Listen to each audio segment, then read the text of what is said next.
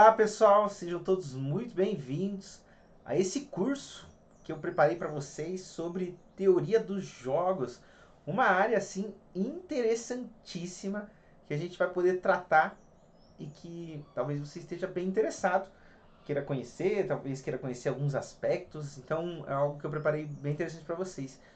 Eu gravei também essas aulas, como você pode observar, tem alguns slides que a gente vai acompanhando, mas eu também pensei que a maior parte desses vídeos pode até ser um podcast, então se você quiser ir ouvindo, acompanhando o raciocínio, tem algumas histórias, a gente vai falar um pouco sobre alguns matemáticos que desenvolveram essa área inclusive que hoje não está restrita à matemática, muito pelo contrário, ela traz aplicações para os campos de administração, para economia, para a resolução de conflitos de forma geral, explica fenômenos sociais. Então, é uma área muito complexa, muito abrangente, e eu tenho certeza que você vai gostar de estudá-la comigo.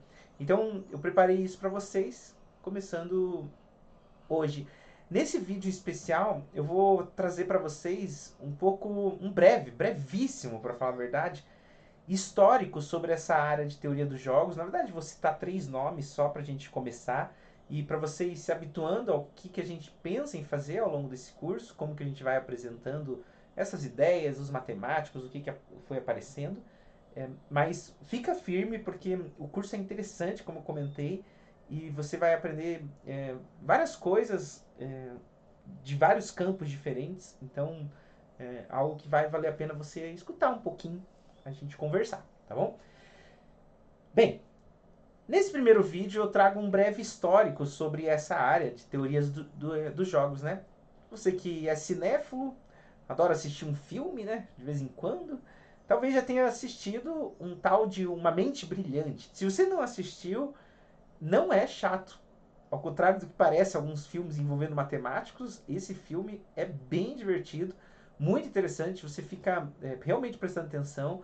E é um filme que mostra a história de um matemático famoso chamado John Nash. E ele é famoso porque ele trouxe uma solução muito interessante para alguns problemas envolvendo teoria dos jogos, inclusive problemas que a gente vai discutir lá na frente, a partir de algum dos vídeos aí para frente, em que ele determina uma estrutura ou um estado de equilíbrio no jogo que ele chama de equilíbrio de Nash. É difícil para você que está vendo num primeiro momento entender exatamente o que é o equilíbrio de Nash. Eu só vou citar aqui para você que o equilíbrio de Nash é um estado no jogo que nenhum dos outros jogadores ele tem incentivo para mudar aquilo que ele está fazendo no momento. Isso não fica muito claro por enquanto, mas é só você perceber que o Nash ele foi relevante nessa área e quem viu o filme deve se lembrar então um pouquinho sobre inclusive a motivação que fez com que o John Nash desenvolvesse esses estudos que ele fez. Inclusive outras histórias por aí são bem interessantes. Você às vezes percebe, né, quem conhece a história, por exemplo, do Mark Zuckerberg, fundador do Facebook, sabe que a motivação que ele teve para desenvolver a plataforma talvez não tenha sido das mais assim dignas do mundo. Afinal de contas, o objetivo que ele tinha como programador era criar uma plataforma que permitisse ranquear a nota das meninas da universidade. Que coisa mais esquisita, né? Mas bem, John Nash também teve lá sua motivação, e é interessante ver o filme até para ver também a característica que ele tinha enquanto personalidade, o ator representa muito bem nesse sentido, então vale muito a pena. E esse equilíbrio de Nash eu trago justamente porque é um matemático mais famoso, porque o que ele faz é investigar algumas situações, que é o próprio equilíbrio de Nash, né, que nenhum dos jogadores vai acabar ganhando vantagem se só ele resolve mudar de estratégia. Algo guardado por aí. Além dele, antes mesmo dele, surge um matemático bem interessante também, chamado John von Neumann. Inclusive, esse matemático, ele também é um carinha da computação, né? Desenvolveu muita coisa na área de computação. E ele, junto com um economista chamado Oscar Morgenstern, ele lançou um livro chamado Teoria dos Games e Comportamento Econômico ou teoria dos jogos, né, e comportamento econômico em português, então. E a gente fica até pensando um pouco, né, e eu quero que você pense nisso, porque é uma das partes principais do início do curso. O que tem a ver jogos com economia ou com comportamento econômico. Porque, muito provavelmente, né, alguns de vocês devem pensar em jogos das formas mais até lúdicas possíveis. Pensa em futebol, em basquete, em tênis, em xadrez ou qualquer coisa assim que remeta ao lúdico. Mas eu não vou aprofundar ainda essa discussão, mas eu já trago esse livro para você ir pensando que os jogos, eles não têm só a ver com lúdico. Na verdade, a gente vai entender que jogos têm a ver com interação humana.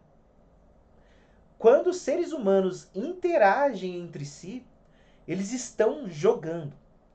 E isso, como a gente vai perceber, amplia o conceito dos jogos além do senso comum. Aqui a gente não pensa só em jogos como brincadeira, como lúdico, a gente pensa em jogos como outros momentos de interação humana. Mas também é algo que a gente vai discutir lá na frente, deixo aí de curiosidade. O interessante é que o John von Neumann, quando escreve esse livro, ele escreve uma teoria de jogos como uma teoria estritamente matemática.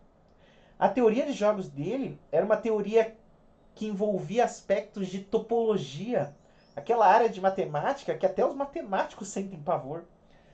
Envolvia a área de teoria dos jogos, envolvia a área de matemática, de análise funcional, que também é uma área tremendamente complicada dentro de matemática. Conclui-se, portanto, que quando von Neumann escreve esse livro, ele estava escrevendo para um público muito seleto. Matemáticos, basicamente, ou pessoas interessadas em álgebra e geometria abstrata. Muito provavelmente não é o caso de quase nenhum de vocês que escutam a gente. Mas, bem, os trabalhos foram se desenvolvendo e as aplicações começaram a aparecer. O importante é que, antes de tudo, a teoria dos jogos era uma teoria de matemático para matemático. Na verdade, os primeiros registros envolvendo essa teoria, eles surgem lá no século XVIII. Naquela época, os matemáticos e estudiosos de outras áreas também, eles se correspondiam por cartas. Então, dois matemáticos famosos, o Nicolas Bernoulli, que inclusive vem de uma família de físicos também bem famosa, vários teoremas de Bernoulli, que você talvez se lembre de termodinâmica, de aerodinâmica ou tantas outras coisas. E um outro matemático chamado James Van de Graaff já discutiam por cartas uma questão sobre equilíbrio também, não o equilíbrio de Nash, mas sobre equilíbrio, que estava aparecendo em jogos de estratégias mistas, um jogo bem específico que também será tema desse curso. Além desses nomes e outros nomes que a gente vai vendo ao longo do curso, eu citei aqui no início do século XIX o Augustin Cournot, que ele discutiu a questão do duopólio. Em 1913, o Ernest Zermelo, que publicou um teorema sobre características do jogo de xadrez. Mais uma vez, quem manja de economia sabe que o duopólio é uma situação que acontece quando duas empresas estão disputando um mercado. Uma questão totalmente econômica. E aqui a gente até se pergunta o que isso tem a ver, né, com uma teoria dos jogos mais uma vez. Então, eu trago esse breve histórico, brevíssimo histórico, só para a gente dar um pontapé inicial no nosso curso e para a gente ir entendendo, então, que teoria dos jogos é muito mais do que simplesmente brincadeiras e teoria dos jogos tem aplicações não só na matemática, mas a gente vai ver que ajuda pessoal de administração, pessoal de engenharia, pessoas que precisam gerir alguma coisa, lidar com conflitos de forma geral. Então é uma área bem ampla. Mas eu termino esse primeiro vídeo para dar as boas-vindas para você e para você se sentir animado, né, para assistir as próximas aulas. Então, muito bem-vindo a esse curso e eu te vejo no próximo vídeo.